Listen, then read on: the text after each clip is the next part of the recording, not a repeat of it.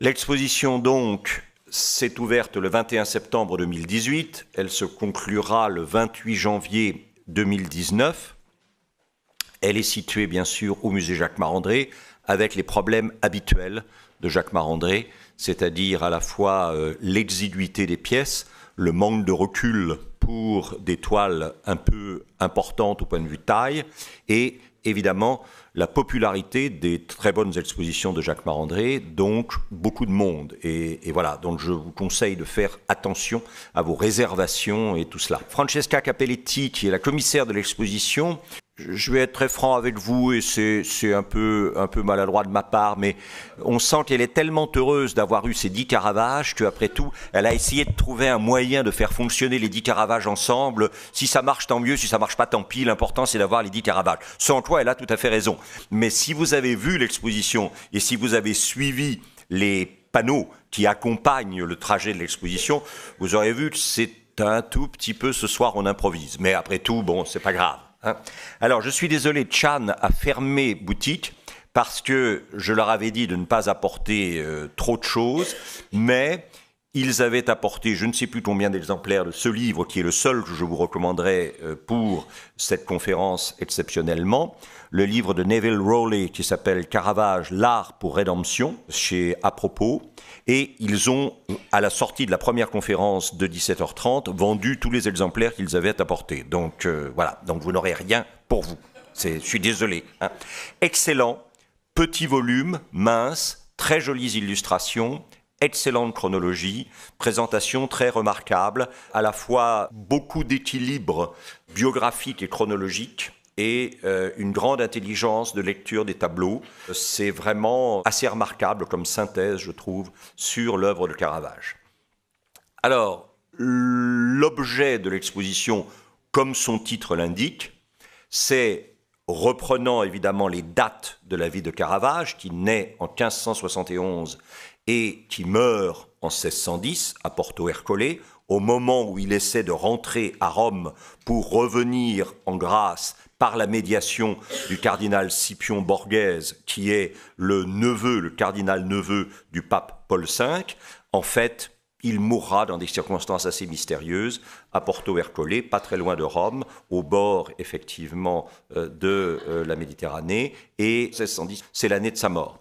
Et l'exposition se consacre évidemment aux années de 1592, date hypothétique mais à peu près certaine de son arrivée à Rome, jusqu'à 1606, où il est obligé de quitter Rome, poursuivi par la police pontificale pour le meurtre d'un personnage qui s'appelait Ranuccio Tomassoni. Voilà, donc Caravage, et je crois que ça n'est d'ailleurs pas sans lien avec le dernier voyage de notre association, puisque vous savez que l'association organise aussi des voyages. Nous avons fait un voyage récemment en Lombardie, à Bergame et Brescia, et je crois qu'il est important de rappeler quand même, ce que l'exposition ne fait pas, à l'arrière-plan de Caravage, le regard qu'il a dû porter enfant, puisque sa vocation de peintre apparemment s'est affirmée assez tôt, sur la peinture qui l'entourait. Alors, pour situer, puisque vous savez, il s'appelle Michelangelo Merisi, évidemment, c'est un peu délicat de s'appeler Michel-Ange en peinture, si vous voyez ce que je veux dire. Bon. Et donc, plutôt que de porter ce nom de Michelangelo Merisi, il va tout simplement porter le nom de, non pas sa ville natale, mais de la ville où il se réfugiera plusieurs fois à la suite de différents accidents milanais, épidémies de peste, etc.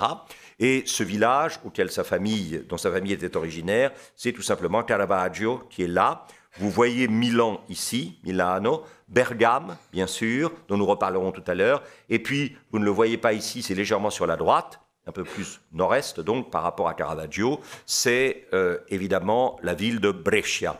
Caravaggio, c'est classique, beaucoup de peintres italiens ont emprunté le nom de leur ville natale. Pensez à Paolo Cagliari, que vous connaissez évidemment à la fois sous le nom de Cagliari, mais beaucoup mieux sous le nom de Paolo Veronese, le Véronais, puisqu'il était né à Vérone, bien sûr, ou Giovanni Antonio de Sacchis, un peu moins connu, mais qui était né dans une petite ville du Frioul qui s'appelle Pordenone, et qu'on appelle tout simplement Il Pordenone. Ça fait partie de ces gens que Titien a soigneusement maintenus à l'écart de Venise pour qu'ils ne lui fassent pas inutilement de concurrence. Alors, entre 13 et 18 ans, probablement, c'est-à-dire très jeune finalement, entre 13 et 18 ans, il est à Milan, vraisemblablement. Et il est à Milan dans l'atelier d'un peintre, donc il a commencé très tôt son apprentissage, mais c'était classique à l'époque, on y reviendra tout à l'heure. Il a commencé son apprentissage dans l'atelier d'un personnage qui s'appelait Simone Peterzano, dont nous avons un portrait, un peu miraculeusement, portrait qui nous le présente d'ailleurs comme vénitien et Tiziani alumnus, élève de Titien. Donc il a fonctionné dans la peinture à partir de quelqu'un qui avait été l'élève de Titien. Alors, j'ai réussi à retrouver cette sainte famille dont l'élément le plus pré-caravagesque n'est certainement ni la Vierge, ni l'enfant, ni Saint Jean-Baptiste, ni l'ange, mais probablement Saint Joseph. Ce côté de réalisme quotidien d'un personnage un peu âgé qui laisse reposer de façon méditative, voire mélancolique, sa joue sur sa main droite est assez finalement émouvant. Des traces de... comment dirais-je, des traces de préciosité titianesque, on les retrouverait par exemple ici dans le Angélique et Médor. Alors c'est un peu embêtant, en italien Medoro ça passe, en français Médor ça fait un peu... bon, voilà. Mais il s'agit bien sûr d'épisodes empruntés au Roland Furieux, Orlando Furioso de l'Arioste, bien sûr. Là, c'est probablement ce qui s'éloigne le plus de... C'est certainement pas ça que Caravage a regardé attentivement pour l'avenir de sa carrière quand il était dans l'atelier de Peterzano. Par contre, ça, oui. Là, je crois qu'effectivement, Peterzano est quelqu'un qui, comme pas mal de peintres lombards, a été assez vite tenté par une sorte d'éloignement d'une idéalisation esthétisante en faveur d'une sorte de réalisme du quotidien. Et là, c'est un peu facile comme association, mais je pense quand même que c'est peut-être parmi toutes les créations de Peterzano, celle qui a probablement, ou celle qui est au plus proche de ce qui a été la trajectoire de même un certain nombre de fresques qu'il a réalisées pour la Chartreuse de Milan, où personne ne va jamais, en particulier ici une adoration des bergers. Et alors ce qui m'intéresse évidemment c'est le goitre du personnage qui est là, et où là je crois effectivement il y a aussi une volonté de fidélité à des détails d'anatomie quotidienne, non gommés en faveur d'une esthétisation un peu trop rapide, qui sont je crois prémonitoires effectivement de Caravage. Et puis une déposition, une mise au tombeau, avec un détail assez étonnant de Véronique qui apparaît dans la partie supérieure, tenant encore le voile sur lequel le Christ a laissé s'imprimer son visage quand elle a essuyé ce visage pour en faire disparaître les crachats, la sueur, le sang. Et puis, sans esthétisation inutile, une sorte d'assez grande vérité psychologique, y compris dans les yeux levés au ciel ici, très probablement de Saint Jean. Enfin, voilà. Bon. Alors, intéressant, certainement, c'est la présence de ce groupe de frères qui nous rappelle que très souvent, à l'époque, la peinture n'est pas une histoire de génie solitaire, tout d'un coup saisi, non pas par la débauche, mais par l'inspiration, mais que la peinture, c'est un travail de famille et d'atelier. Pensez au Bruegel, et là, vous avez ce qu'on appelle les frères Campi, qui étaient des gens qui ont oscillé continuellement entre Crémone, ville très importante pour l'histoire de la peinture italienne, mais où personne ne va jamais, Dieu merci, ça en fait au moins une, c'est ça, Crémone et Milan. Alors, vous avez d'un côté un personnage comme Vincenzo Campi, qui oscille entre une très nette influence flamande, puisque ce genre de grands étals de nourriture, de légumes, de fruits, vendus par une marchande ou un marchand, avec un assistant, quelquefois des enfants ça c'est typique de la peinture flamande de la fin du XVIe siècle, et là on voit que Campi soit est allé en Flandre, soit qu'il a pu voir effectivement ce genre de tableau, probablement pas en vrai, si je puis dire entre guillemets, mais sous la forme de gravure, puisque vous le savez, la diffusion des compositions, à l'époque, puisque la composition c'est fondamental, la diffusion des compositions se fait par les gravures. Ici, vous avez un Saint Matthieu et l'ange, qui annonce évidemment une thématique essentielle chez Caravage, sauf que vous voyez que tous les éléments du décor ont tendance à finalement solliciter l'œil à l'écart du sujet principal. Ça sera une des grandes choses de Caravage, un grand apport de Caravage, de supprimer tous les éléments réalisants au profit effectivement de la centralité de ce qui compte dans le tableau. Ici, vous avez à la fois la colonne derrière qui nous suggère que les évangélistes sont les colonnes de l'Église, le grand rideau dramatique qui voilà, et puis les vitres en cul de bouteille à l'imitation des flamands qui sont là.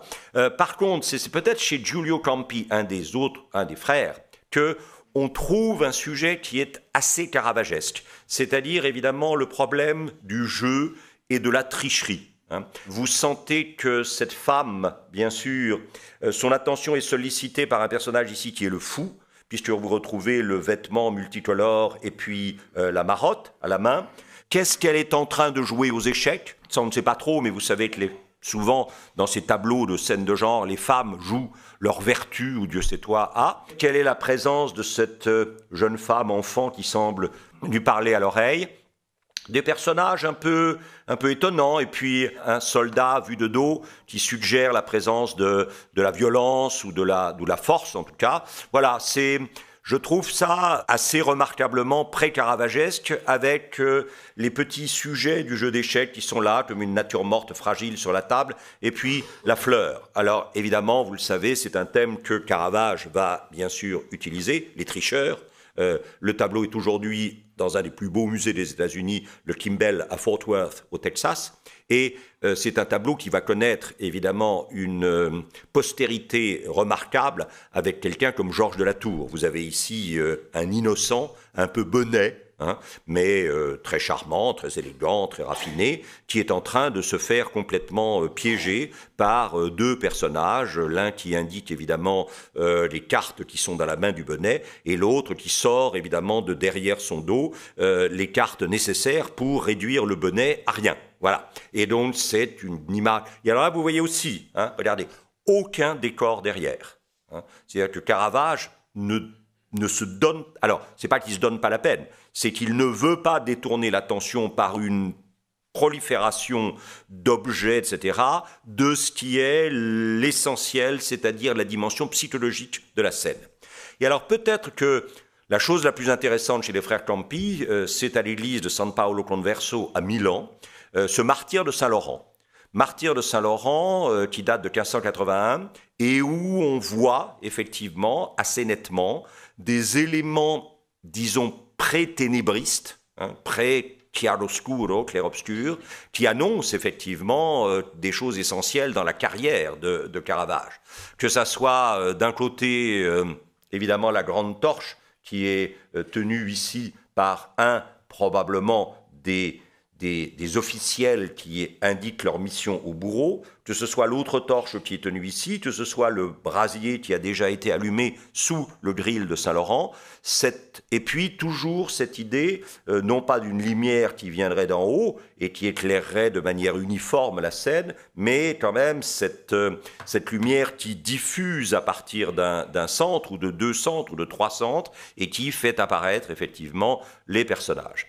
Alors, je crois très peu possible que Caravaggio n'ait pas exploré les deux des pôles essentiels de la peinture lombarde, en dehors, bien sûr, de Milan, c'est-à-dire d'un côté Bergame et de l'autre Brescia. Alors, à Bergame, vous avez un personnage très important dans, disons, les années 1550, 1580, 90, c'est Moroni, M-O-R-O-N-I, qui... Par exemple, ici, National Gallery de Londres vous montre quelque chose qui est quand même assez rare, c'est-à-dire quelqu'un qui gagne sa vie en travaillant. Donc, qui n'est pas un sujet religieux, qui n'est pas un sujet antique, qui n'est pas un portrait aristocratique. C'est un portrait d'artisan, de quelqu'un dont la compétence matérielle constitue finalement la dignité. Ce qu'on voit très nettement chez Moroni ici, qui est pré-caravagesque extrêmement, c'est cet arrière-plan vide, qui fait surgir le personnage, qui est à la fois quelqu'un qui fait, et en même temps quelqu'un qui pense probablement. Donc ça, c'est extrêmement intéressant. Somptuosité évidemment du pourpoint qui est très beau. Moroni est un grand coloriste. Dans la carrière de Moroni, il y a des choses qui sont très très récurrentes. C'est premièrement, alors c'est un homme de culture que vous avez devant vous à cause des 2 livres qui sont posés effectivement sur cette sorte de balustrade, mais regardez bien derrière, Moroni vous dit au fond tout n'est que décor, hein. C'est-à-dire que vous voyez évidemment les briques derrière et vous voyez le revêtement qui était destiné à cacher ces briques mais qui a progressivement, effectivement, disparu, été supprimé, etc.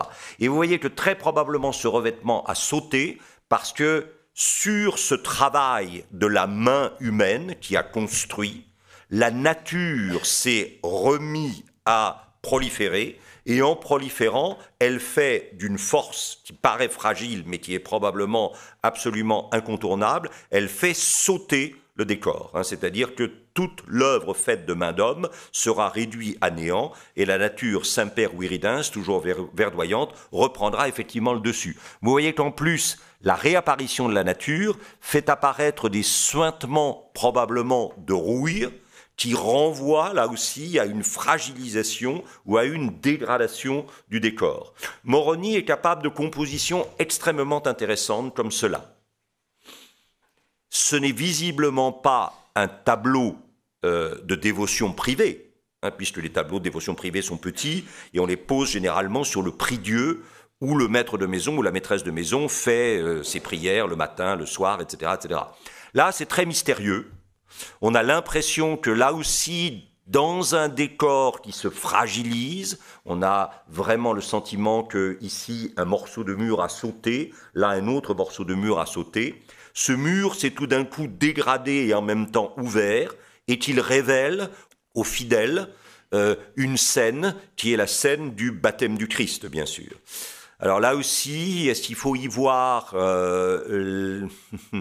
la propagation lente mais inexorable de la méthode des exercices spirituels de saint Ignace de Loyola qui s'appelle l'application des sens, c'est-à-dire qu'on vous demande d'imaginer avec les sens intérieurs les scènes évangéliques ou bibliques que vous êtes censé méditer. En tout cas, c'est clair qu'il y a une juxtaposition ici tout à fait étonnante entre le réalisme d'une présence et d'un décor minéral, et puis tout d'un coup cette sorte d'apparition derrière qui est le baptême du Christ et dont le statut en tant que image, réalité, vision, application des sens suivant la méthode ignatienne est tout à fait problématique. Alors ensuite, toujours dans le nord de la Lombardie, mais à Brescia cette fois, un personnage très important qui s'appelle Moretto da Brescia, que l'on découvre ici dans un portrait, peu importe, qui date de 1542, et où vous voyez que Moretto souligne la façon dont l'abondance des richesses et du bien-être, parce que si vous regardez attentivement, le pourpoint est superbe, la fourrure est magnifique, vous avez de l'argent sur la table, vous avez des gants, le grand tissu de brocart derrière est somptueux, et ça n'empêche pas le personnage d'adopter ce qui sera d'une certaine manière formalisé plus tard par Cesare Rippa dans son iconologie, c'est-à-dire que le fait de reposer votre joue sur votre main, dans votre main, est le signe traditionnel de la mélancolie. Donc vous avez ici quelqu'un qui est sans problème au niveau de l'avoir, mais qui semble perturbé effectivement par un souci de l'être qui génère évidemment la mélancolie. Ça, c'est à la National Gallery à Londres. Et une des œuvres les plus étonnantes de Moretto est encore aujourd'hui à la Pinacothèque Tosio Martinengo à Brescia. Et vous avez cette scène assez étonnante d'un Christ qui semble dire: est-ce que c'est bien raisonnable tout ça, hein? Vous avez la croix au pied, hein?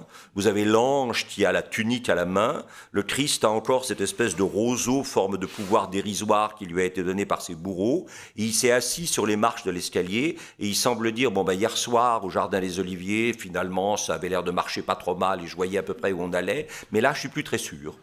Et c'est assez extraordinaire, hein, c'est-à-dire que d'un seul coup, Moretto fait basculer évidemment le Christ dans une humanité lourde, difficile à assumer, un peu épuisante, un peu usante, et je trouve ça personnellement assez bouleversant.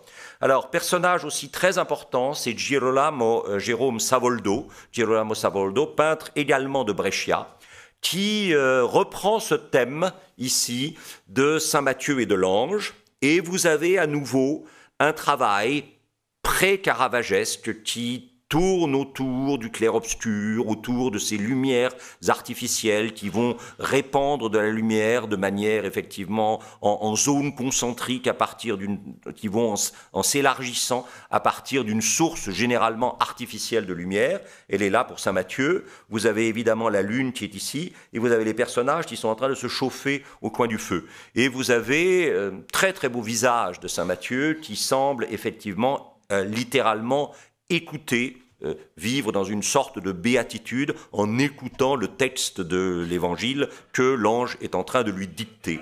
Et puis, très très beau portrait d'un joueur de flûte qui annonce pour nous évidemment la question que nous allons avoir à traiter tout à l'heure de l'importance de la musique dans la carrière de Caravage et pourquoi la musique, les joueurs, les musiciens jouent un rôle aussi important. Très beau, hein, la qualité des couleurs, du tissu gris, peut-être un velours sur lequel viennent reposer une fourrure tout à fait étonnante, et puis cette ombre portée du chapeau qui nimbe un peu les yeux pour signaler le mystère essentiel de toute personne sous le regard de l'autre. Tout ça, c'est vraiment très, très, très pré-caravagesque par des tas de côtés. Et puis, vous avez un autre personnage qui s'appelle Romanino. Et Romanino, c'est quelqu'un qui a été très longtemps ignoré parce qu'on le trouvait grossier et vulgaire. Alors, évidemment, le rapport avec Caravage, regardez par exemple la façon dont il interprète ce qu'on appelle le repas chez Lévi. Vous savez que le Christ est reçu chez un pharisien qui s'appelle Lévi et entre une femme, une prostituée qui s'appelle Marie-Madeleine et qui vient laver ses pieds de ses larmes, les sécher de ses cheveux, puis répandre un art précieux sur ses pieds, ce qui fera dire à Judas, on aurait mieux fait quand même de vendre ça pour donner l'argent aux pauvres. Bon, voilà. Et là, si vous regardez, c'est étonnant, parce que cette femme est devenue un animal. Elle est en train de sorte de présence canine quasiment sous la table, complètement sous la table, hein, et elle s'approche effectivement des pieds du Christ, et on a l'impression que le Christ lève les mains dans une sorte de geste d'étonnement, comme s'il était confronté à quelque chose qui le dépasse un peu, et qui est probablement cette sorte d'abaissement de la femme. Et alors, c'est visiblement quelque chose qui a toujours fasciné Romanino, parce que dans cet endroit absolument essentiel, qui est la chapelle du Saint-Sacrement à Brescia, dans l'église de San Giovanni Evangelista. Ça, Dieu merci, c'est des endroits où les touristes ne vont jamais. Il n'y a pas un chat, c'est un des plus beaux endroits de la Renaissance italienne, mais vous ne verrez jamais un Pékin. C'est ça qui est idéal. C'est que vous pouvez rester là pendant... Alors évidemment, ce n'est pas les stances du Vatican, hein, mais dans les stances du Vatican aujourd'hui, c'est impossible de s'arrêter parce que vous avez des milliers de personnes qui passent à longueur de temps. Hein, et là, par contre, vous avez devant vous des choses qui restent quand même des chefs-d'œuvre, mais que personne ne vient jamais voir, et donc c'est parfait. Et vous retrouvez cette gestuelle étonnante d'animalisation humble, effectivement, de cette femme, Marie-Madeleine, au pied, effectivement, du Christ. C'est très, très, très surprenant. Romanino est quelqu'un qu'on a pendant très longtemps oublié et qui est revenu vraiment sous le regard de la critique depuis environ une vingtaine d'années. Parce que non seulement il a fait ça à Brescia, mais il s'est enfoncé, je dirais, dans la ruralité du nord de Brescia, en s'en allant vers les Alpes, et il a réalisé dans un certain nombre d'églises de pleine campagne, hein, parce que Pisogne, où nous avons été avec le groupe le groupe composé d'un certain nombre de membres de l'association il y a quelques mois, hein, Pisogne n'est vraiment pas une métropole d'équilibre culturel, quel que soit le respect que j'ai pour Pisogne. Et dans l'église de Santa Maria delle Neve, vous voyez, vous avez à nouveau une Marie-Madeleine, mais qui est effectivement tout sauf une créature extrêmement élégante, aristocratique, raffinée. C'est une femme du peuple, c'est une paysanne, bien sûr. Or, ces images sont destinées à des gens du peuple, à des paysans locaux. Et donc, il faut un phénomène d'identification, c'est-à-dire que l'image est là pour vous susciter de vous remémorer les sentiments des personnages qui ont joué un rôle dans le drame sacré du salut et éventuellement de vous identifier à eux et de pouvoir adopter leur comportement, mutatis mutandis, dans votre vie quotidienne. Regardez par exemple, effectivement, ce Christ assez massif. Hein, on n'est pas dans un Christ saint-sulpicien en train d'avoir des petites aigreurs d'estomac. Hein, c'est assez présent. Bon. Et ce Christ ressuscité, vêtu de blanc, qui va libérer Adam d'abord, et puis les autres derrière, les justes, hein, qui ne pouvaient pas accéder au paradis tant que la résurrection, signe évidemment du rachat général de l'humanité, n'était pas achevé. Et vous voyez que ces gens étaient enfermés derrière une porte. Très probablement devant la porte, il devait y avoir un diable qui doit traîner quelque part là en dessous, mais qui est soigneusement écrasé. Et vous avez Adam qui sort effectivement de cet exil des limbes pour enfin accéder au salut. C'est très fort, Romanino. Hein. Il faut avoir le temps d'aller là-bas, il faut se perdre un peu dans la campagne au nord de Brescia. Mais il y a plusieurs églises très très étonnantes. Là aussi, il n'y a jamais un chat. Ça a été impeccablement restauré et sont vraiment des endroits très étonnants. Et puis alors, lors du voyage, j'avais prévenu que, inévitablement, nous terminerions ce petit moment introductif par probablement le chef-d'œuvre de cette fameuse chapelle du Saint-Sacrement dans l'église de Saint-Jean l'Évangéliste à Brescia, par Romanino, c'est-à-dire le Saint-Matthieu, à nouveau. Hein, où vous avez ici un Saint Matthieu en train d'écrire son évangile, dans une posture évidemment tout à fait étonnante, un homme très simple, il n'y a rien à voir avec ce qu'on a vu tout à l'heure, bon. Et puis l'ange qui carrément tient effectivement la bougie, à partir de laquelle la lumière effectivement rayonne sur le visage de l'ange, sur le visage de Matthieu, et sur... Là, je pense, extrêmement difficile d'imaginer que Caravage, qui a vécu une partie de sa vie à 35-40 km de cette toile, ne l'ait pas vue. Hein, je pense qu'il y a là quelque chose qui est pour moi une essence. Alors là aussi, il faut prendre le temps d'aller dans ces endroits-là, il faut regarder, il faut pas vouloir jump too quickly to conclusions, hein, aller trop vite à des conclusions, mais c'est clair qu'une fois qu'on a vu ça, on se dit inévitablement, tiens, ça serait pas surprenant s'il était allé là-bas. Alors évidemment, j'ai choisi 2 reproductions parce que je ne suis satisfait d'aucune des 2 au point de vue chromatisme et éclairage. Mais je suis désolé. Hein. La création d'Adam par Michel-Ange au plafond de la Sixtine, ça vous avez abondance de biens qui ne sauraient nuire. Mais là, c'est plus difficile. Voilà. Alors Rome bien sûr, où il arrive en 92. Hein. Il a 21 ans. Hein. Et Rome, c'est l'apprentissage. Alors, il y a déjà eu un apprentissage milanais, mais le véritable apprentissage, il commence à Rome. Et là, je crois qu'il n'est pas mauvais que nous nous rappelions ensemble ce que c'était qu'un atelier. C'est-à-dire qu'il ne faut surtout pas imaginer le peintre enfermé dans une solitude et confronté dans cette solitude à l'éventuelle arrivée de ce qu'on appelle l'inspiration. Hein. Ça, c'est très joli, mais enfin, le problème, c'est le travail. Vous comprenez ? Moi, j'ai toujours pensé que l'inspiration, ça rémunère le travail. Hein. Si les gens attendent d'être inspirés pour travailler, alors on n'a pas fini, comme disait l'autre. Hein. Mais je crois vraiment que l'inspiration rémunère le travail. Et vous voyez qu'ici, mais c'était la même chose dans l'atelier de Rubens, bien sûr, à Anvers. Hein.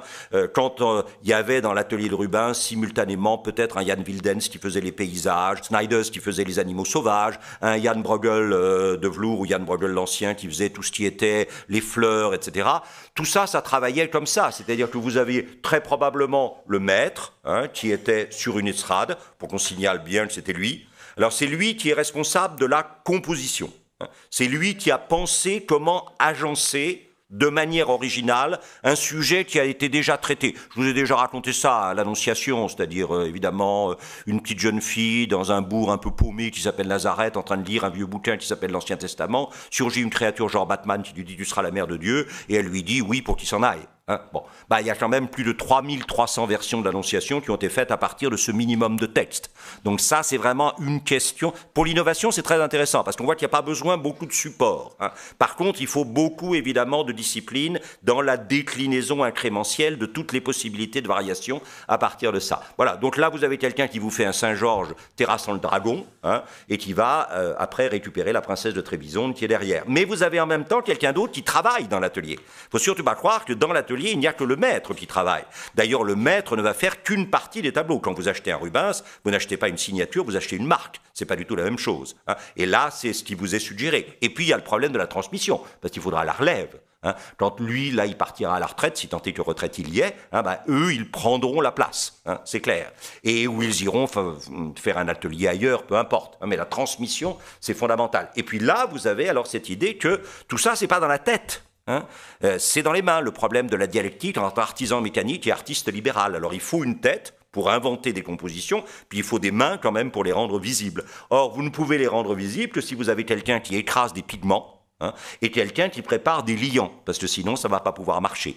Si vous n'avez pas des liants plus ou moins imprégnés de pigments, ça sera difficile effectivement de faire vos glacis et de produire une toile. Donc tout ça, ça bosse, passez-moi l'expression. Voilà, il ne faut pas s'imaginer qu'on est là dehors en train d'attendre l'inspiration qui va fondre sur vous. Surtout pas.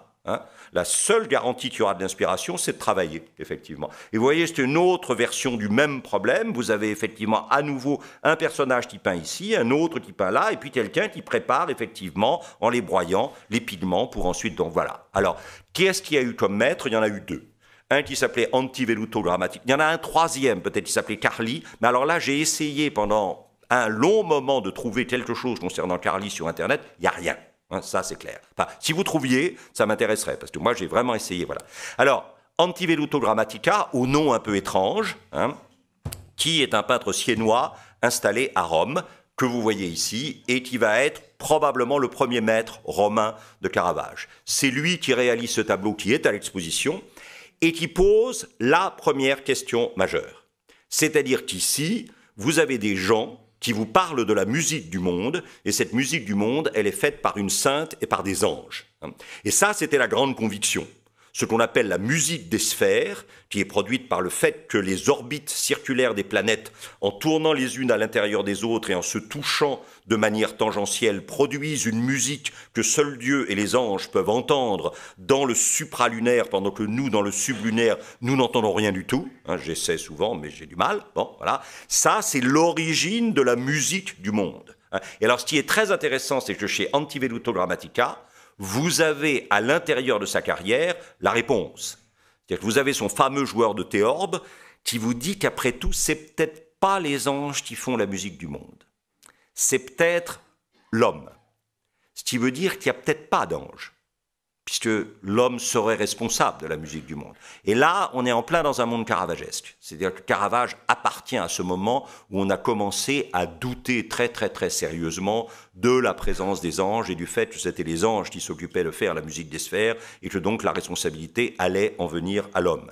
Et puis vous avez, alors vous le savez, Francesca Capelletti a appelé sa première salle, je ne sais plus quoi, quelque chose sur les têtes coupées, enfin une orgie de têtes coupées. Bon ben là vous avez un sujet qui tient à la tête coupée, donc à quelque chose qui va devenir un peu obsessionnel chez Caravage, c'est-à-dire d'un côté des gens qui accueillent à l'entrée de Jérusalem avec de la musique, de la zizik, qui, bien David, qui rapporte effectivement la tête de Goliath après l'avoir tranché. Alors le deuxième grand maître de Caravage, et nous aurons l'occasion d'en reparler à nouveau plus tard, c'est un personnage qui s'appelait Giuseppe Cesari, Cavaliere d'Arpino, le chevalier d'Arpin, qui a été un peintre très très important à la fin du XVIe, début du XVIIe à Rome. Le voici. Ce que Caravage a pris de Cavaliere d'Arpino, ça n'est certainement pas ses sujets. Il y a quelque chose chez Cavaliere d'Arpino qui est très très très traditionnel, c'est-à-dire ce qu'on appelle les sujets nobles ou le grand genre, c'est-à-dire inspiré de l'Antiquité, exemple ici le combat des Horaces et des Curias, ou de la mythologie. Vous avez ici le pauvre Actéon. Alors vous savez qu'Actéon, il a eu un problème. N'interprétez pas trop vite les cornes. C'est tout simplement qu'il est tombé par hasard, étant à la chasse, sur Diane au bain. Or, il a vu nue la chaste Diane. Alors à ce moment-là, s'il est immortel, il faut qu'il disparaisse. Et donc, Diane va le transformer en cerf, et donc ces chiens qui sont là vont se retourner contre lui pour le dévorer, ce qui est quand même effectivement un petit problème. Et vous voyez, que ça soit des sujets d'histoire antique ou des sujets mythologiques, ce ne sont pratiquement pas des sujets caravagesques. Caravage, ça ne l'intéresse plus, ça. À la rigueur, utiliser des récits de vie de saint pour incarner des choses, peut-être, mais l'Antiquité, le mythologique, non, pas beaucoup. Alors il y aura ici ou là un Bacchus, oui, mais on verra de quoi il s'agit. Très grand dessinateur, ça c'est clair, et Chevalier d'Arpin, je pense, aura une influence majeure sur la technique du dessin chez Caravage, mais vous voyez un tout petit peu porcelané et sucré.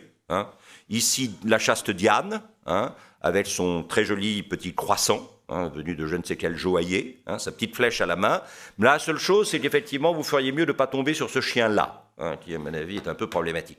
Et toujours les grands dessins, la qualité du trait de chevalier d'Arpin qui, effectivement, faisait sa gloire dans la Rome de la fin du XVIe et du début du XVIIe. Là, par contre, quelque chose que Caravage a dû regarder. Une arrestation au Jardin des Oliviers, un Christ un tout petit peu trop élégant pour être honnête, si je puis dire, mais des détails très intéressants, comme par exemple une sorte de véhémence. Vous avez ici Saint-Pierre qui est en train de couper l'oreille du serviteur du grand prêtre, Malchus, mais enfin, il lui flanque quand même pas mal de ramponneaux avant de lui couper l'oreille. Hein. C'est un peu une... Voilà, bon, voilà, pugilat. Hein. Et puis, un détail très intéressant, vous le savez, pour ceux d'entre vous qui connaissent bien l'évangile de Marc, Marc nous dit que dans le Jardin des Oliviers, un jeune homme vêtu d'un simple drap surveillait la scène. Alors, on a toujours pensé, les exégètes pensent que c'est Saint Marc lui-même qui se décrit indirectement comme assistant à la scène. A-t-il compris tard que le Christ est en partie pour, bon voilà, il s'est habillé en hâte d'un drap, il a suivi au Jardin des Oliviers, et un des soldats a essayé de l'arrêter, et donc, effectivement, nous dit le texte de saint Marc, alors le jeune homme s'enfuyant, laissa son drap dans les mains de son poursuivant et s'enfuit tout nu. Hein, et on a effectivement l'esquisse de ça dans... Je pense que le côté nocturne de la scène, un aspect de violence élémentaire, ça, ce sont des choses que très probablement Caravage a dû regarder.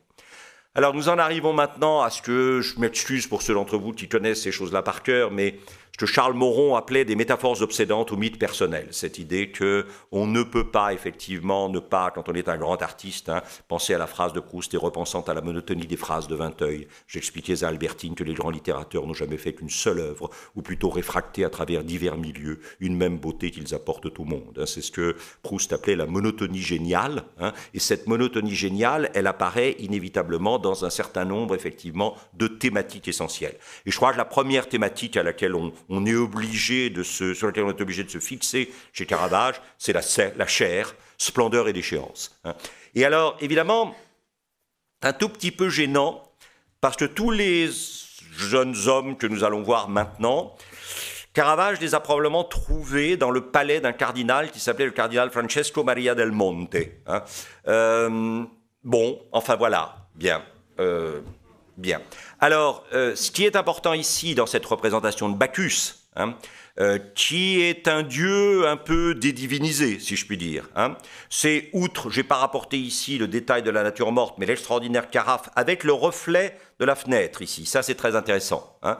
Mais peut-être s'il y a de plus intéressant, outre évidemment le personnage, pas très facile à situer, hein, mais bon, voilà, c'est la nature morte. Hein, parce que dans la nature morte, vous voyez les fruits sont effectivement en état de pré-pourriture.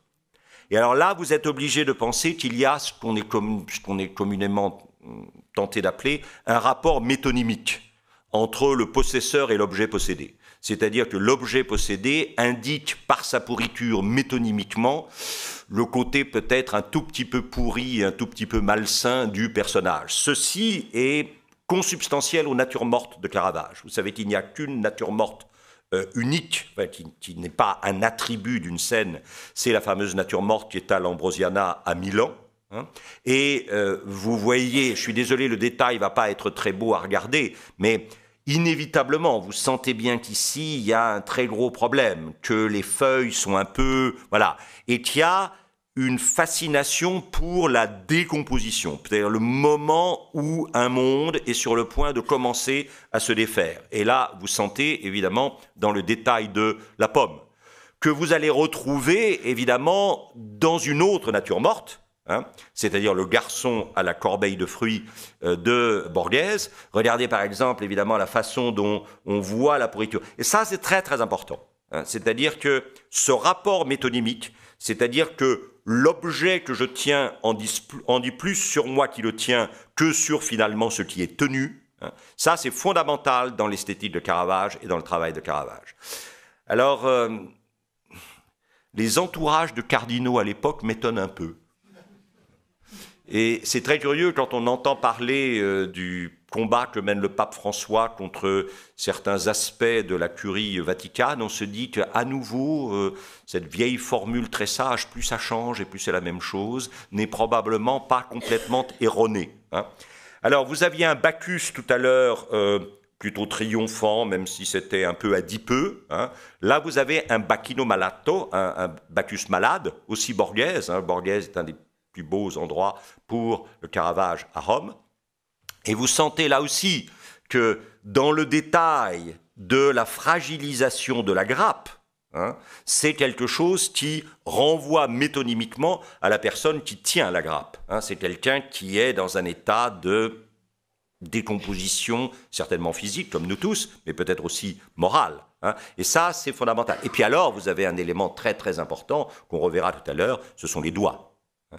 Ça a beau être Bacchus, c'est pas un Bacchus très, très du palais. Hein. C'est pas un Bacchus d'en haut, c'est plutôt un Bacchus d'en bas. Hein.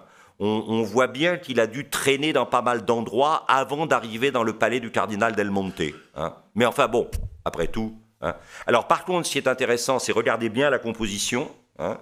C'est assez émouvant. Chez Peterzano, son premier maître, alors qu'il avait 11-12 ans à Milan, vous avez effectivement cette Sibylle persique, hein, dessin préparatoire pour un tableau dont je ne sais pas du tout s'il a été fait finalement, qui est au Castello Sforzesco à Milan, et où on est bien obligé de reconnaître quand même une des bases de la composition, bien sûr, du Bacchino malato que vous voyez là.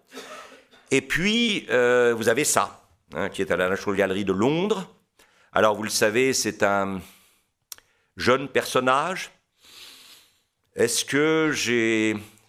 Enfin, là aussi, si dans tous les couloirs du palais du cardinal Del Monte, tout le monde se promène avec une fleur en l'oreille, là, c'est un peu déstabilisant pour des vieux regards un peu, voilà, limités comme le mien. Hein, voilà. Mais c'est très intéressant, parce que, évidemment, on sent bien que Caravage a vu de Rome un aspect que, voilà. Hein. Et puis alors, vous le savez, le jeune homme, en fait, je suis désolé, évidemment, la nature morte à nouveau est somptueuse, avec en particulier le reflet de la fenêtre ici dans le vase, hein, qui est très étonnant. Ce problème de ce monde extérieur qu'on ne voit jamais et qui ne se reflète finalement que dans les présences de verre qui sont à l'intérieur des tableaux. Et alors vous voyez que la main du jeune homme s'est égarée parmi les fruits qui sont là, fruits probablement tentateurs. Hein. Après, vous serez peut-être amené à suggérer des valeurs symboliques pour ces fruits, mais peu importe. Et malheureusement, parmi les fruits était caché un lézard, hein, un lézard qui est en train de lui mordre vigoureusement un doigt, qui lui aussi montre bien que il doit venir de certains endroits. Pas du tout un reproche, c'est un constat. Hein. Et donc, tout d'un coup, il est effectivement mordu violemment par ce lézard qui était dissimulé sous. Hein. Et il y a ce côté un tout petit peu... c'est le mot que j'allais utiliser, mais j'hésitais. Je vous remercie de l'avoir prononcé à ma place. Oui, un peu chochotte, oui, effectivement. Toujours l'entourage du cardinal Del Monte. Hein, voilà, bon, bref. Alors, cela dit, ce qui est magnifique, c'est la façon dont Caravage va utiliser la chair vieillie et fragilisée pour en faire finalement... comment dirais-je, le lieu où s'incarne cette quête de la sagesse et cette humilité devant la connaissance et devant la transmission du sens de l'existence. Il s'agit de Saint Jérôme, bien sûr, hein, qui est habillé en rouge parce qu'il était censé être cardinal, il n'a jamais été cardinal plus que vous et moi, et vous le sentez, la main avec la plume, c'est-à-dire l'idée de l'écriture. Hein. La main est suspendue entre Jérôme et le crâne, entre la mort. Il n'y a de refuge contre la mort que l'écriture. On écrit toujours, disait Marguerite Duras, contre la mort. Hein. Et là, vous avez effectivement ce personnage qui a traduit la Bible en latin, hein, et qui est d'une extraordinaire dignité, dans une nudité qui nous parle plutôt d'un dépouillement et d'un retour à l'absolu essentiel plutôt qu'un encombrement de choses diverses destinées à faire oublier peut-être un questionnement métaphysique qui n'a plus lieu d'être. Hein. Voilà, c'est somptueux. Hein. Et le travail, évidemment, sur les rides du front est absolument extraordinaire. Hein. Alors, voilà, là nous avons un problème. Hein, qui est que c'est probablement le plus caravagesque de tous les tableaux produits par le grand ennemi de Caravage, Giovanni Baglione. Hein. Je n'ai même pas osé transcrire ici sur une slide le genre de petits mots doux que s'envoyaient Baglioni et Caravage, faisant allusion à leurs différentes activités sexuelles de manière assez lourde et assez précise. Même moi qui ne suis pas très intelligent, je comprends de quoi il est question et c'est assez... Vous trouverez ça dans les catalogues ou dans les revues, il y a des citations assez étonnantes. Et là, vous avez un Saint François d'Assise qui est en extase. Est-ce qu'il est en extase au moment de recevoir évidemment les stigmates? En tout cas, il est renversé en arrière, soutenu par des anges assez étonnants, il faut bien dire, hein, là aussi. Et là, on a l'impression presque que Baglione est allé sur le territoire de Caravage. Hein. Il est allé montrer à quel point Caravage, quand même, présentait des personnages sacrés entourés d'une aura voilà, dans des postures un peu étranges et associés à des gens qui ne le sont pas moins. Alors ce sont des anges, Dieu merci, hein, mais quand même. Hein.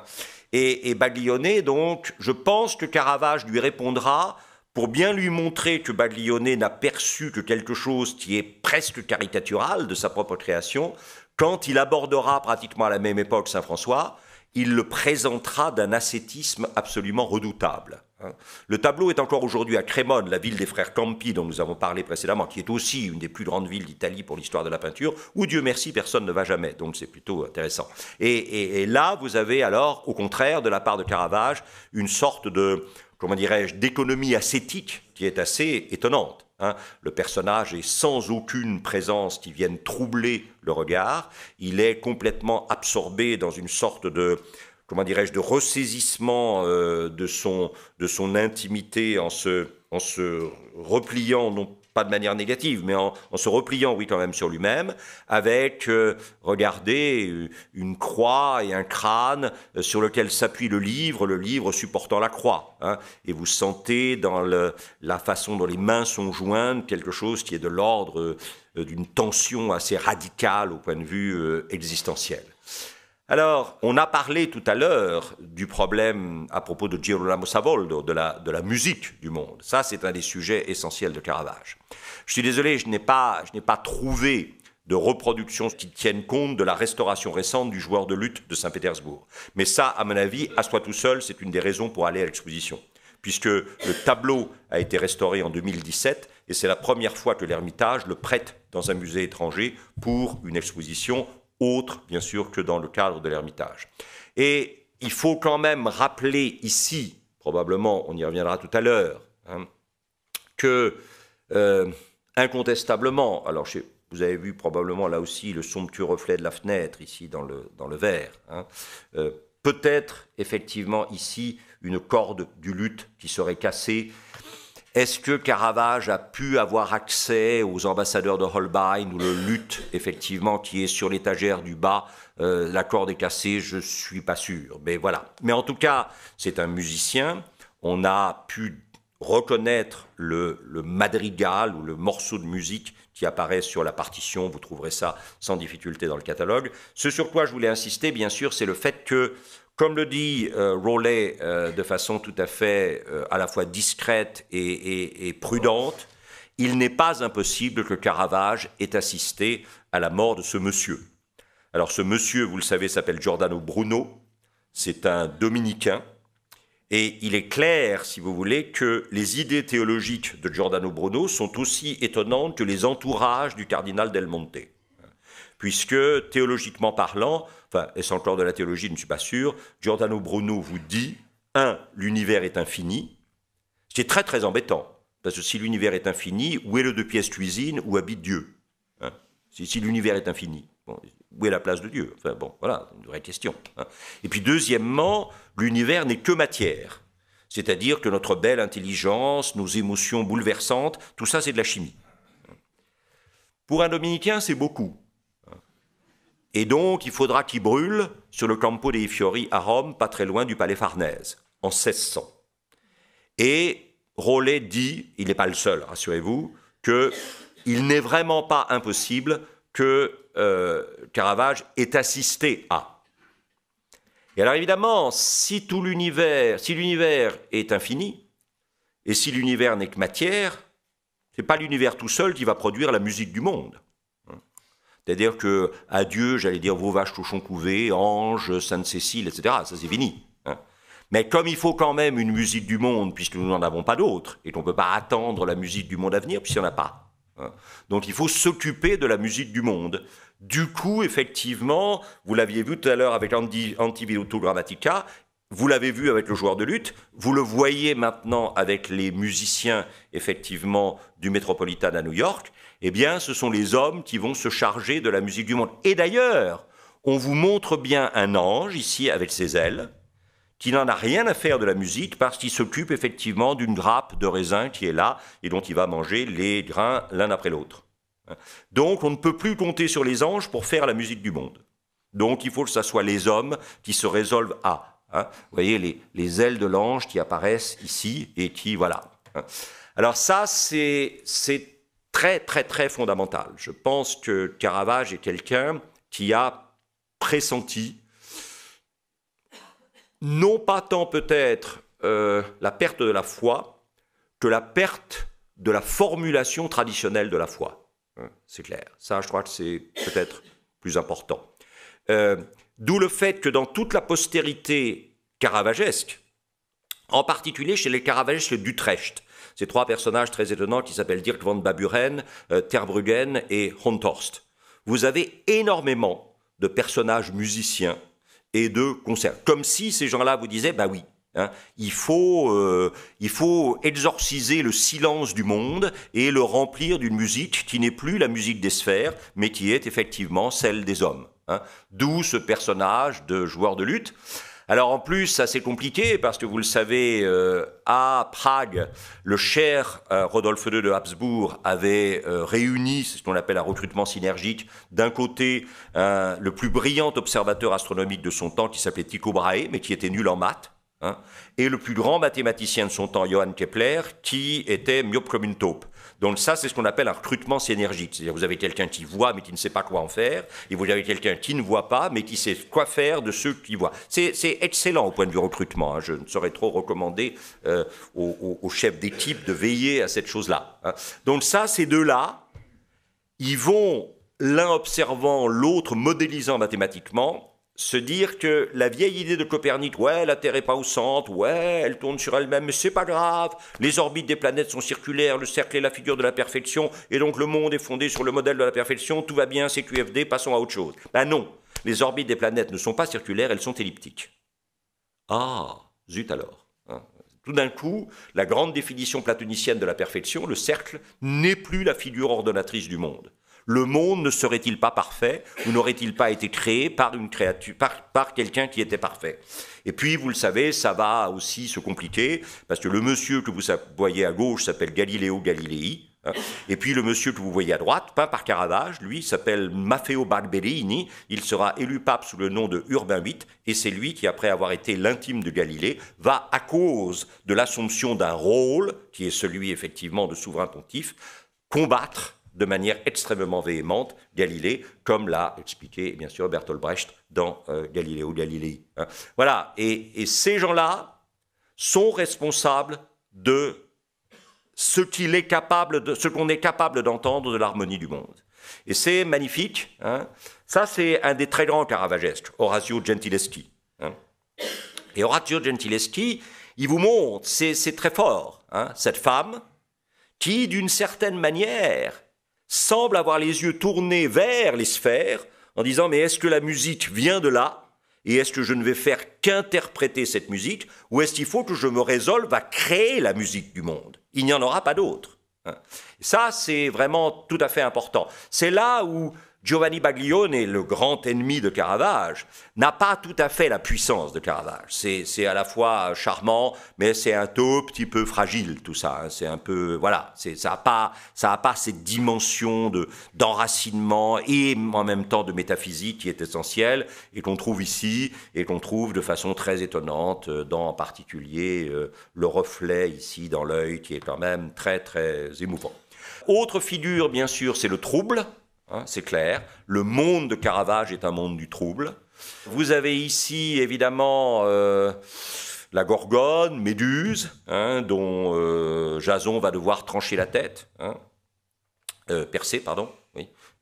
Et évidemment, vous le savez, on ne peut pas regarder la méduse parce que sinon on est médusé. Donc le seul moyen que vous avez de regarder la méduse, si vous êtes destiné à lui trancher la tête, c'est de la regarder dans le reflet de votre bouclier.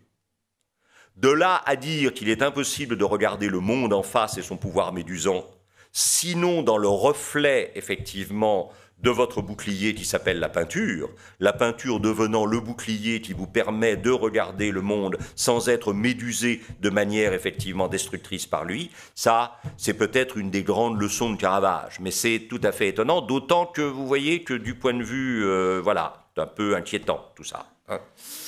Alors, il y a toujours eu chez Caravage une fascination pour la figure de Jean-Baptiste, dont je ne suis pas sûr qu'elle ne cache pas un peu autre chose. Hein. Bon, il y a effectivement le bâton-croix. Cela dit, est-ce que c'est comme ça que j'imaginais Jean-Baptiste? Je ne suis pas très sûr. Hein. Et en même temps, c'est probablement un des plus beaux visages qu'on ait fait dans l'histoire de la peinture. Des visages d'adolescents un peu, enfin de fin d'adolescence un peu perturbés. Ici, au contraire, dans celui du Palais Corsini à Rome, vous avez un véritable adolescent avec ce visage qui se détourne un tout petit peu du regard pour éviter le côté inquisiteur de tout regard. Et puis d'un seul coup, ça dérape. C'est-à-dire que là, vous vous dites, oula, il vient d'où le Jean-Baptiste là? Et vous sentez ce côté un tout petit peu, voilà, légère décomposition des présences. Hein. Bon, légère, mais quand même. Hein. Alors bien sûr, il y a un agneau qui a tendance à devenir quand même beaucoup très bélier, si vous voyez ce que je veux dire. Hein. Si vous pensez à l'agneau petit Jésus qu'on voit généralement avec Jean-Baptiste, là c'est un peu moins net. Et alors évidemment, et là il est à l'exposition, et donc ne serait-ce que pour ça aussi il faut aller à l'exposition, ça c'est quand même très étonnant.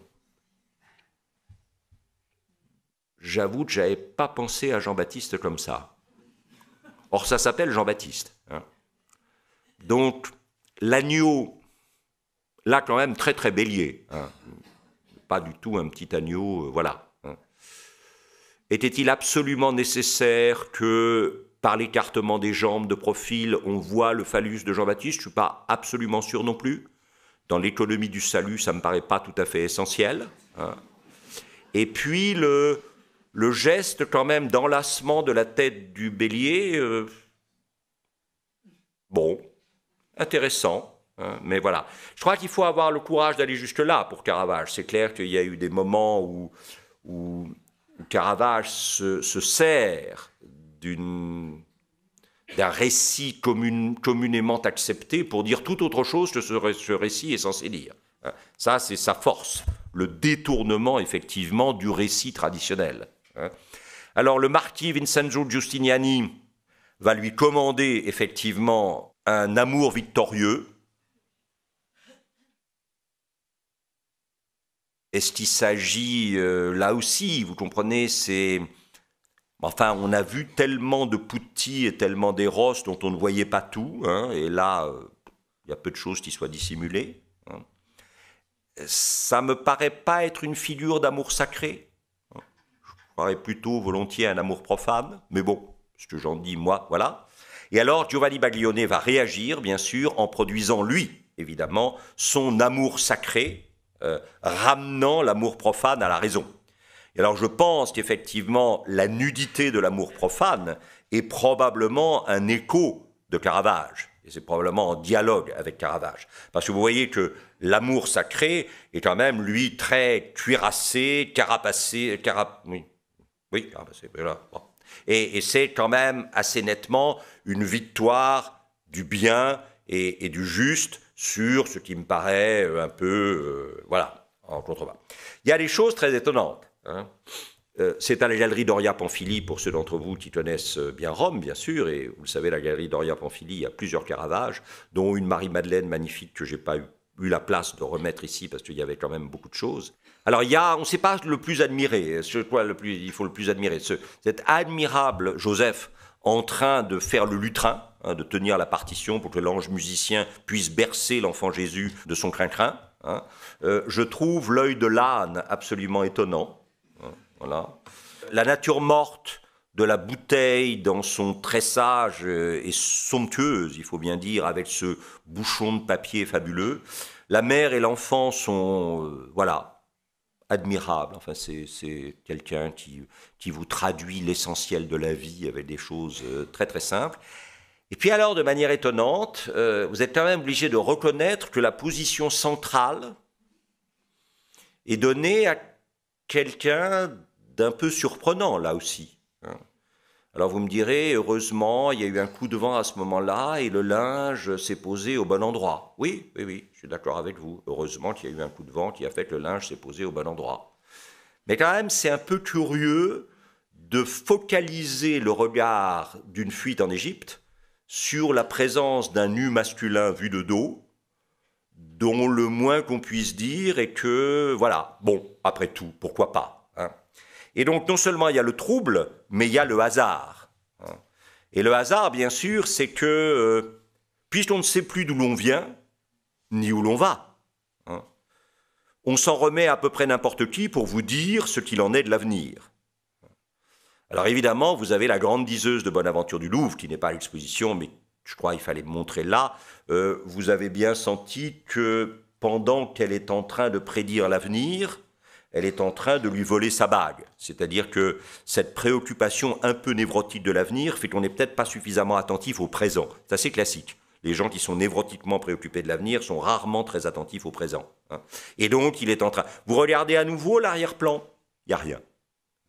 Tout le regard est centré sur deux choses. L'échange des regards, par lequel elle le captive et elle monopolise complètement son attention, au détriment, bien sûr, de cette autre attention qui devrait s'exercer sur le fait qu'on est en train de lui voler sa bague. Et le geste, évidemment, est extrêmement intéressant. Le geste vient de la diseuse de Bonaventure du Louvre, et l'échange des regards que vous avez en haut vient de la diseuse de Bonaventure des musées capitolins à Rome, puisque c'est un sujet qui a beaucoup plu à l'époque. On en avait parlé à propos de Valentin de Boulogne, si vous vous souvenez, l'année dernière, hein, cette idée que dans une sorte de, comment dirais-je, de vacillement sous l'effet du fait qu'on ne sait plus d'où on vient et où on va, on s'en remet à un peu n'importe qui prétend ou qui a l'air de pouvoir vous dire où on est et ce qu'il va falloir faire. Hein. Et on passe donc du trouble et du hasard à cette idée que dans un monde, là aussi, dans lequel, encore une fois, l'homme fait la musique du monde, l'homme est en proie à un trouble essentiel et probablement victime du hasard, il va forcément surgir à un moment la question de la violence. Et là, c'est clair. Je veux dire, il n'y a pas de problème. C'est évidemment Judith, en train de trancher la tête d'Holoferne, hein, après qu'elle ait probablement satisfait aux obligations du repos du guerrier. Hein. Si vous, j'ai pas rapporté de détails là, mais si vous regardez le tableau à l'exposition, vous verrez que les seins sont dardés. Il y a donc une sorte de jouissance qui n'est pas simplement une jouissance de cruauté. Hein, il y a autre chose aussi. Hein. Et puis alors, ce que j'adore, c'est la servante, la suivante, hein, qui elle a le sac, hein, dans lequel on va glisser la tête.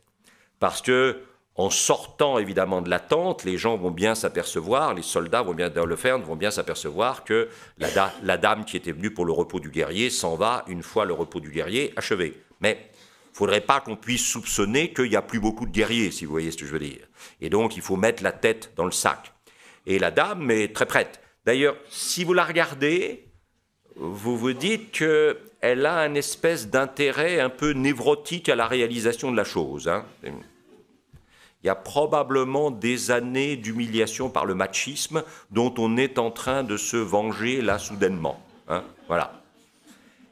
Alors évidemment, malheureusement, l'exposition, ça c'est l'éternelle histoire des presses. Ceux d'entre vous qui étaient là pour notre matinée sur Picasso en présence de Laurence Descartes, la présidente de l'établissement public d'Orsay et de l'Orangerie, elle nous a expliqué combien l'organisation des expositions prestigieuses est quelque chose d'extrêmement complexe, puisque on ne peut obtenir des prêts majeurs que si on consent soi-même à des prêts majeurs. Vous le savez, rien ne doit sortir en principe de Jacques Marandré. Et donc, pour obtenir des prêts majeurs, c'est très difficile. Vous avez ici, bien sûr, ce qu'il aurait fallu montrer, mais qu'on n'a pas eu, et qui est évidemment une des deux Judith et Holoferne d'Artemisia Gentileschi. Donc vous sentez bien sûr qu'elle est en train de se venger de son viol par Agostino Tassi, le disciple de son père, son camarade d'atelier, disciple de son père et camarade d'atelier, qui sera lui-même le maître de Claude Gelée, dit le Lorrain. Et vous sentez bien que si Agostino Tassi l'a violée, là, elle est en train de prendre sa revanche. Ça, c'est clair, par Judith Holoferne interposée. La servante, là, est passée d'un rôle un peu passif et voyeuriste à un rôle véritablement actif. Ce qui est à l'exposition, qui est extrêmement intéressant, mais qui évidemment est moins quand même frappant que ce que nous venons de voir et que nous allons voir dans une minute, c'est d'Orazio Gentileschi, le père d'Artemisia, qui vous montre ici Judith et sa servante, qui a beaucoup rajeuni, vous avez vu, qui sont en train justement d'envelopper dans un linge la tête de Holoferne, et de se préparer à sortir de la tente où elles ont effectivement tranché la fameuse tête. Si vous revenez évidemment à Artemisia, vous sentez la véhémence absolument terrible du tableau, avec quand même cette idée magnifique de ces grandes toiles blanches qui sont comme des toiles à peindre, et sur lesquelles la seule forme de peinture qui soit encore possible, c'est finalement le sang de la victime. C'est là où, si vous voulez, Giovanni Baglione fait quand même pas le poids. C'est mignon, c'est gentil, c'est pas inintéressant. Il y a les grandes jambes, parce que Holoferne était probablement un peu gigantesque, donc il y a les grandes jambes d'Holoferne qui sont là, mais ça n'a pas du tout l'intensité dramatique et la puissance qu'il y a chez un Caravage qu'on a vu tout à l'heure, ou chez une Artemisia Gentileschi. Même chez Carlo Saraceni, un des grands disciples romains qui est présent à l'exposition de Caravage, je préfère ça. D'abord parce que vous retrouvez cette espèce d'idée de l'éclairage indirect par la bougie, qui est tenue effectivement dans la main très probablement de Judith. Mais vous voyez que la main de Judith tient à la fois évidemment la bougie et probablement le bout du sac, pendant que l'autre bout du sac est tenu par la servante qui tient évidemment avec la bouche. Alors c'est peut-être la main de la servante, je ne sais pas trop, mais en tout cas c'est le détail extraordinaire. C'est-à-dire le fait qu'elle tient le bord du sac avec les dents pour ouvrir le sac de manière à ce que la tête puisse être évidemment glissée dedans. Et on sent bien dans l'ombre portée ici, qui est assez étonnante, dans le biaisé du regard, que Judith se demande jusqu'à quand on va pouvoir tenir là sans se retrouver. Voilà, Artemisia Gentileschi, donc un détail, et alors ici c'est magnifique, dans le détail du Caravage, vous sentez bien sûr que c'est le sang qui peint, c'est vraiment le sang qui peint. Renvoyant à cette phrase magnifique de Jean Genet qui avait ouvert son texte somptueux sur l'atelier de Giacometti par cette phrase magnifique « Il n'est d'autre source à la beauté que la blessure ». Et ça, c'est vraiment... Voilà. Alors, quand vous regardez le patron, Giuseppe Cesari, Cavaliere d'Arpino, ça, c'est pas très bon. Ça, c'est... Bon, alors bien sûr, il y a la trace de la pierre dans le front de Goliath, mais le David est... à force d'être ambigu, un peu fragile. Ici, vous avez Bartolomeo Manfredi, grand disciple de Caravage également, puisque les gens qui vont s'inscrire dans la suite de Caravage diront appliquer la méthode manfrédienne. Donc, on attribuera l'esthétique de Caravage à Manfredi plutôt qu'à Caravage. Et ça, j'ai mis les événements... dans l'ordre inverse chronologique. C'est-à-dire, ça, c'est le retour triomphal, évidemment, à Jérusalem, avec la tête de Goliath à la main, et puis le cortège, évidemment, des femmes qui chantent et qui dansent ou qui jouent du tambourin pour célébrer.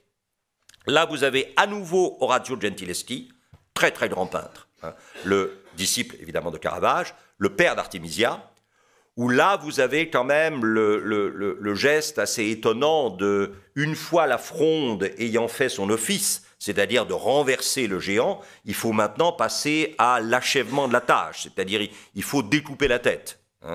Et alors, probablement celui qui a été le plus proche de la leçon de Caravage, mais qui nous montre combien il est difficile de trouver effectivement cet équilibre entre l'horreur et l'esthétique, hein, qui est la caractéristique de Caravage. C'est le fameux Orazio Borgiani qui là fait vraiment un peu de boucherie. Hein. On sent bien que là, c'est voilà, il va falloir couper la tête, scier un peu, s'y reprendre à 2 ou 3 fois. Enfin voilà, c'est très net. Hein. Alors cette douleur, cette souffrance, elle apparaît dans la chapelle que Tiberio Cesari avait commandée à Caravage dans une église très importante de Rome qui s'appelle Santa Maria del Popolo. En fait, Tiberio Cesari, qui jouait un rôle assez important à la cour pontificale à l'époque, avait décidé d'équilibrer un tout petit peu ses goûts esthétiques. C'est-à-dire que pour le maître-autel de la chapelle, pour l'autel de la chapelle, pas le maître-autel, mais l'autel de la chapelle, il était allé chercher quelque chose d'assez calme et tranquille, c'est-à-dire un bon Bolonais, même le père de l'école bolognaise, c'est-à-dire Hannibal Carache. Hein, et il lui avait fait réaliser une Assomption qui ne fait de mal à personne. Hein, ça, c'est clair. Par contre, pour le côté gauche et pour le côté droit, il avait commandé un martyre de Saint-Pierre et une conversion de Saint-Paul. Il semblerait qu'aucune des 2 premières versions des tableaux n'ait satisfait Tiberio Cesari. Et donc, Caravage a été obligé de refaire une 2e version du martyre de Saint-Pierre. Nous n'avons pas la première version. Nous ne savons pas s'il n'y a pas eu de première version ou si elle a été perdue. Les gens tentent à penser, les critiques, Rowley en particulier, qu'il y a bien eu une première version d'eux, mais qu'elle s'est perdue, tout simplement. Et alors évidemment, vous le savez, Saint-Pierre a voulu, par humilité devant son maître, il a voulu, puisqu'il devait être crucifié non pas normalement, comme le Christ, mais la tête en bas, par signe d'humilité, ce qui n'a pas dû être effectivement très très agréable. Hein. Et alors, vous voyez ici 3 personnages, un qui est en train de tirer le bas de la croix vers le haut avec une corde, un autre qui est en train effectivement de serrer les jambes de Saint-Pierre pour le maintenir effectivement en position, et puis un autre qui s'est glissé sous la croix pour l'aider à se soulever avec ses épaules. Hein. Alors le personnage qui est là, regardez-le bien, hein, on voit malheureusement pas très bien, la reproduction n'est pas parfaite, on voit évidemment les pieds, avec les clous hein, qui sont là, bien sûr, dans les pieds, clous évidemment inondés de sang. Hein. Et puis le visage du personnage est très intéressant parce que nous allons le retrouver tout à l'heure. Pensez-y, je vous le rappellerai. Alors inévitablement, il me fallait quand même un exemple de pied de Caravage. Hein. Je n'ai pas voulu remettre la Madone de Lorette ou des pèlerins de San Agostino à Rome, puisque vous le savez, ce sont des pèlerins qui sont sur le chemin de la Santa Casa de Lorette, et tout d'un coup, la Vierge et l'enfant leur apparaissent pour les récompenser, les remercier de leur geste de pèlerinage. Et vous le savez, toute la critique commande depuis des décennies l'état un peu lamentable des pieds, en particulier du pèlerin, qui sont très très sales. Ça, c'est des choses que Louis XIV ne supportait pas. Vous savez, Louis XIV ne considérait pas du tout que Caravage soit très important, suivant ça la leçon de Poussin. Hein. Poussin avait dit, Dieu sait que Poussin est un génie, mais il avait dit que tout l'objectif de Caravage, c'était de détruire la peinture. Hein. Et c'est vrai que pour des gens qui concevaient la peinture comme une idéalisation du monde, hein, le fait de voir des pieds effectivement marqués de boue, de crasse, etc., tout ça c'était quand même assez... Heureusement, il y avait Louis d'Aurény qui faisait des choses propres, hein, parce que sinon, voilà, du coup, Louis XIV appelait Louis d'Aurény Il Guido, le guide, qu'il fallait suivre évidemment dans l'histoire de la peinture. Et là, vous avez évidemment le côté... c'est assez superbe, c'est-à-dire que vous sentez bien que Saint-Pierre, là, est à la fois consentant et en même temps extrêmement terrifié par ce qu'il a demandé, c'est-à-dire la démultiplication de la souffrance par désir, évidemment, d'humilité devant son sauveur. Alors cette violence,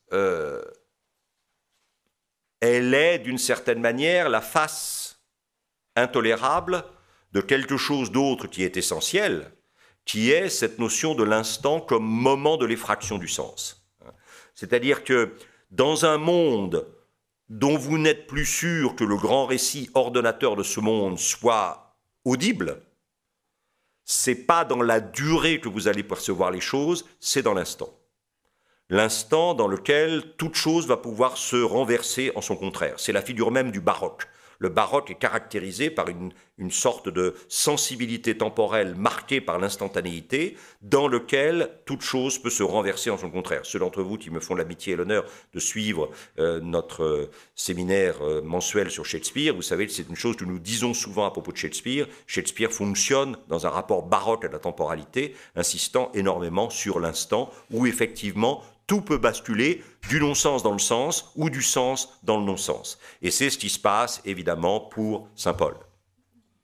C'est probablement une des plus grandes œuvres de Caravage, dans lequel la lumière de Caravage est la plus étonnante, et encore la reproduction ici ne rend pas compte du côté miraculeux. Quand on arrive évidemment dans la chapelle à Rome, dans la chapelle Cerazi, c'est quand même absolument étonnant. Voilà la première version très très encombrée. On se dit que Cesari a probablement eu raison de refuser cette version. Version étonnante où vous avez à la fois le cheval, vous avez au moins un autre soldat, sinon deux, et vous avez effectivement Saint Paul par terre, et un détail très très étonnant, c'est-à-dire un ange qui est en train de retenir le Christ. Ça, c'est suffocant.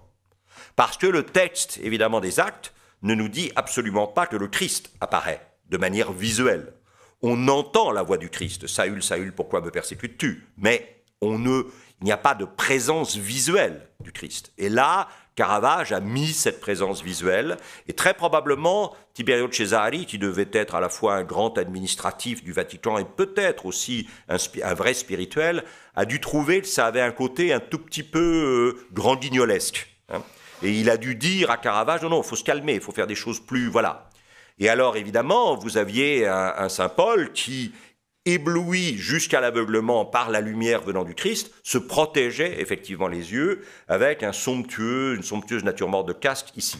Mais la version définitive est absolument somptueuse. C'est-à-dire que vous avez cette espèce de comment dirais-je, de construction en amande qui est étonnante entre le corps du cheval et les bras de Saint Paul.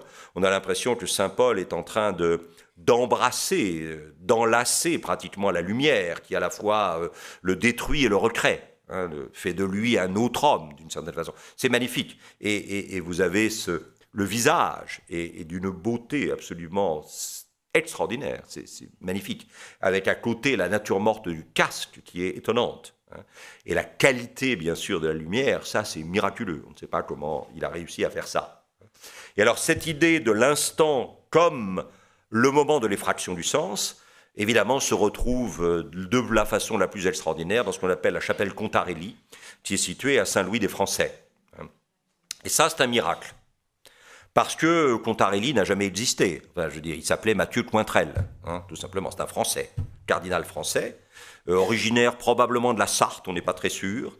Et quand il est mort à Rome en 1585, sa famille a voulu effectivement célébrer la mémoire du cousin de Rome par la construction d'une chapelle dans laquelle on évoquerait des épisodes de la vie de Saint Matthieu, puisqu'il s'appelait Matthieu. Et alors on a convoqué le brave chevalier d'Arpin, le patron, l'ancien patron, et on lui a dit, écoutez, faites-nous le plafond de la chapelle, à Saint-Louis des Français, puis après on verra. Très bien, impeccable, super. Chevalier d'Arpin, quand même, c'est pas rien. C'est quand on a demandé le prix que ça allait coûter pour l'ensemble de la chapelle que là, il y a eu un oups. Voilà. Et là, la famille a dit, mais vous n'auriez pas un jeune méritant qui pourrait, bien sûr, vous l'aider un peu, vous le tenez, mais et qui pourrait faire ça. Alors ça, c'est un coup de chance absolu. Si c'était le chevalier d'Arpin, ça aurait été pas mal, mais enfin, plus personne n'irait regarder aujourd'hui. Parce qu'il y a pas mal de choses du chevalier d'Arpin à Rome que personne ne va jamais voir, sauf les vieux machins comme moi. Mais là, alors, effectivement, c'est un coup de chance. C'est-à-dire que le chevalier d'Arpin se drape un peu dans sa dignité. Ah bon, puisque vous ne pouvez pas, eh bien, vous aurez un de mes disciples, le jeune Michelangelo Merisi de Caravage, voilà, vous pouvez le prendre, etc. Et alors, il va réaliser ces choses absolument fabuleuses. C'est-à-dire ce moment de la rencontre entre deux mondes et deux temps, puisque vous voyez que le Christ et Saint-Pierre sont habillés, si je puis dire, en costume d'époque, c'est-à-dire qu'ils viennent de la Palestine du 1er siècle, ou du début du 1er siècle. Et puis Saint Matthieu Lévy, hein, et qui est collecteur d'impôts, hein, aux contributions directes, visiblement. Hein, il est, lui, en costume, alors, renaissant. Et là, Caravage vous dit, l'éternité c'est bien, le présent c'est mieux. C'est-à-dire que si le divin n'est pas capable d'entrer par effraction dans la quotidienneté et le présent de chacune et de chacun d'entre nous, alors c'est peut-être pas le divin. Et c'est absolument étonnant, parce que là, vraiment, il y a tout. Hein.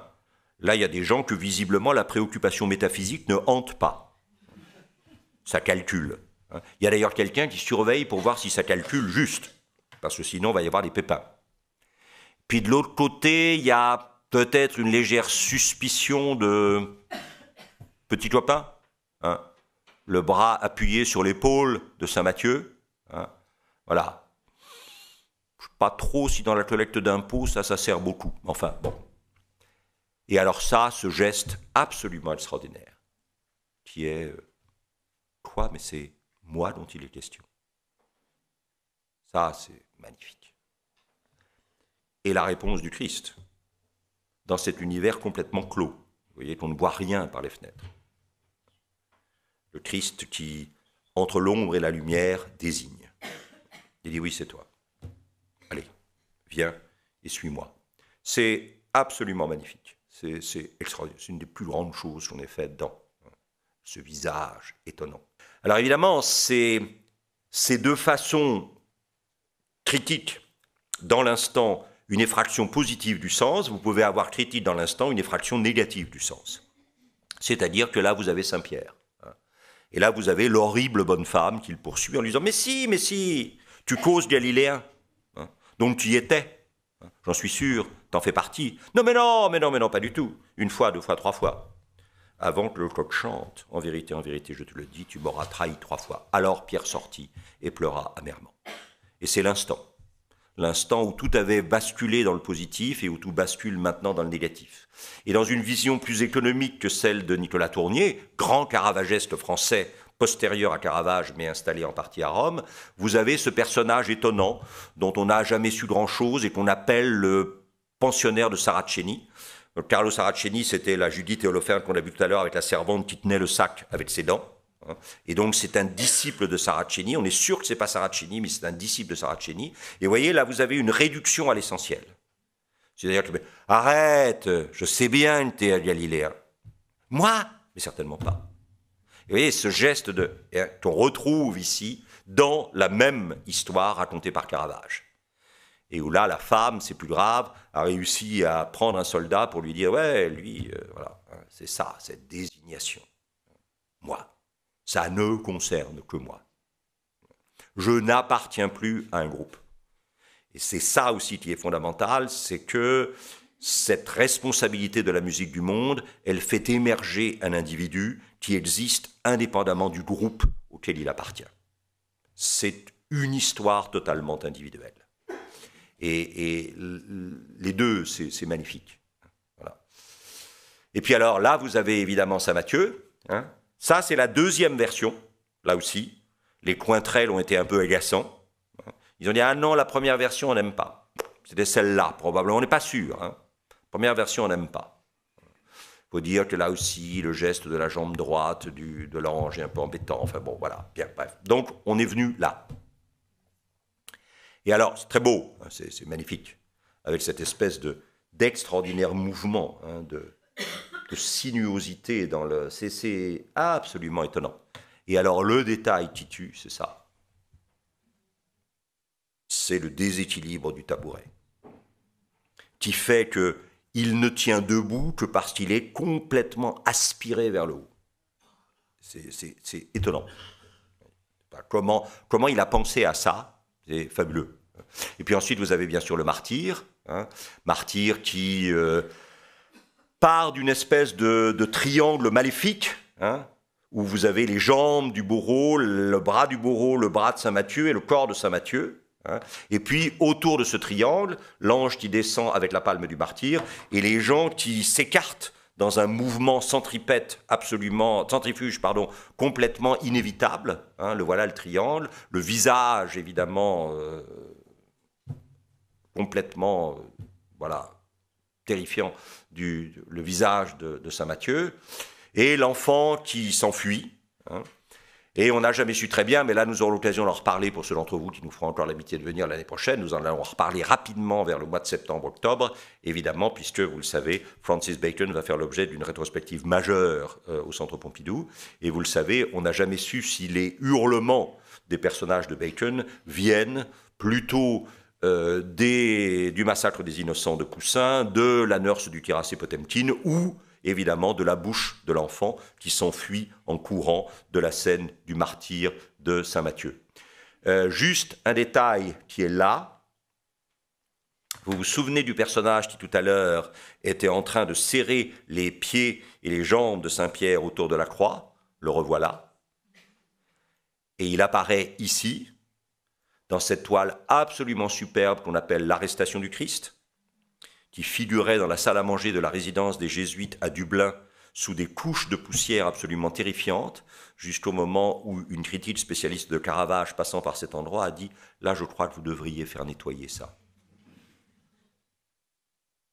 Et évidemment, c'était un Caravage qui représente l'arrestation du Christ. Un des aspects les plus extraordinaires, là aussi, on ne sait pas très bien si c'est le jeune homme dont nous parlions tout à l'heure, Saint Marc, qui s'enfuirait et qui laisserait son manteau derrière, mais visiblement il s'agit plutôt probablement de Saint Jean, avec un extraordinaire travail sur le baiser de Judas, les reflets dans les cuirasses et dans les casques qui sont magnifiques, et puis ce personnage, à nouveau, que nous retrouvons, qui tient une lanterne à la main et qui, d'une certaine manière, remplit la mission du peintre, c'est-à-dire faire la lumière sur, faire apparaître effectivement de l'ombre ce qui fait sens. Et vous avez, ça c'est assez intéressant, vous avez à l'exposition, évidemment, le Lecce Homo du Palazzo Rosso de Gênes, hein, où il y a une extraordinaire économie du sans linolant. Il n'y a rien. Mais vous sentez que, évidemment, le Christ souffre non pas tant de manière physique, de blessures, d'humiliation, de torture, etc., mais simplement c'est une sorte de blessure psychologique qui s'explique dans la manière dont il est offert effectivement à la vindicte de la foule par le personnage sur la droite, que l'on identifie généralement avec Pilate. C'est un Ecce Homo, effectivement. Alors bon, malheureusement il n'y en a qu'une à l'exposition, mais vous le savez, ce sont quand même deux extraordinaires toiles de Caravage qui sont évidemment les disciples d'Emmaüs. Vous le savez, c'est le dimanche, hein, le lendemain du sabbat. Ils sont bons, parce qu'au fond, ils ont raté leur coup. Et donc, il y a quelqu'un qui les rejoint sur la route et qui leur dit « Dites donc, ça n'a pas l'air d'être le moral. Hein ?» Et ils lui répondent « Non, ça fait 3 ans qu'on est parti à la suite d'un mec. On croyait que ça allait faire des tas de choses, et puis finalement, ça n'a rien fait. Hein » Bon. Et bon, il leur dit « Ah bon, mais alors, vous avez bien réfléchi sur le fait que le serviteur souffrant, Isaïe, peut-être qu'il y aurait un rapport avec... » Bon. Puis ils arrivent à la porte de l'auberge, le soir. Et là, vous savez, il y a une des plus belles phrases de tout le texte néo-testamentaire. L'un des deux se retourne vers ce voyageur un peu étrange qui les accompagne depuis un certain temps, puis qui leur raconte plein d'histoires, et il lui dit cette phrase magnifique, « Reste avec nous, car le soir approche, et déjà le jour baisse. » Il rentre à l'intérieur de l'auberge, et qu'est-ce qui se passe autour de la table, on ne sait pas trop, mais tout d'un coup, ils le reconnurent à la fraction du pain. Et alors vous avez effectivement ce Christ un peu étonnant, de trop poupin, hein, trop de je sais pas quoi, enfin, bien. Avec une extraordinaire nature morte, dans lequel vous retrouvez tous les signes effectivement de la pourriture menaçante.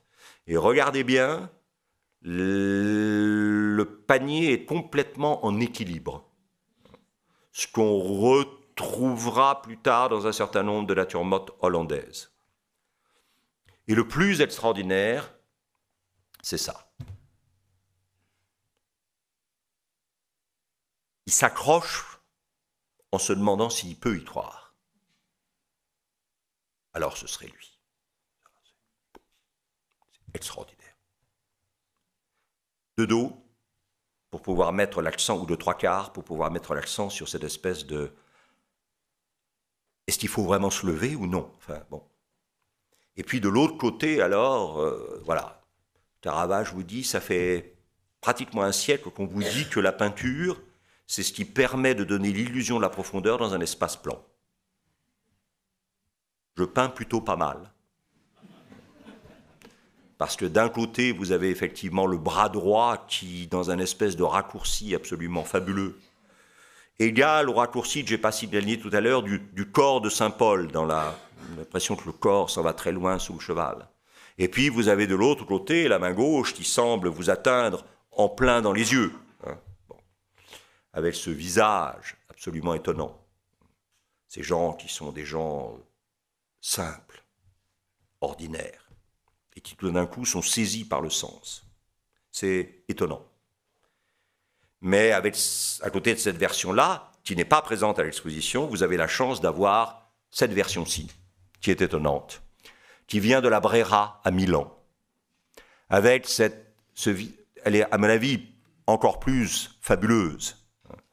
Vous sentez d'abord ce moment étonnant où le visage du Christ est à mi-chemin entre ombre et lumière. La partie gauche, pour nous, est plongée dans la lumière, la partie droite, effectivement, dans l'ombre. Vous avez cet homme et cette femme, l'aubergiste et la servante, qui se disent « Mais qu'est-ce qui est en train de se passer, là? Il a l'air de se passer quelque chose, mais on ne comprend rien. Hein » Et puis, regardez, les gestes sont devenus beaucoup plus mesurés, beaucoup plus contenus. Mais on sait bien que l'émotion qui se maîtrise est une émotion encore plus essentielle que celle qui se répand trop vite dans une expression. Et donc les mains ouvertes, hein, du disciple de gauche sont très étonnantes, comme s'il accueillait comme les mains ouvertes de Saint Paul tout à l'heure, les bras ouverts de Saint Paul. Et puis celui qui non plus se tient de manière très visible à son fauteuil, mais qui se tient à la table. Alors ce serait lui. Avec ce visage étonnant. Et regardez le pain qui est effectivement fragmenté, hein, rompu d'une certaine manière. Et vous le savez, le texte de l'évangile de Luc nous dit « Et ils le reconnurent à la fraction du pain ». Reconnurent. Si vous repensez à l'idée, à la phrase de Paul Claudel que tout le monde connaît, toute connaissance est une connaissance, eh bien, ils reconnaissent ce que nous avons toujours espéré. Nous avons toujours espéré naître par la médiation de l'autre et sans cesse renaître. Je vous remercie de votre attention.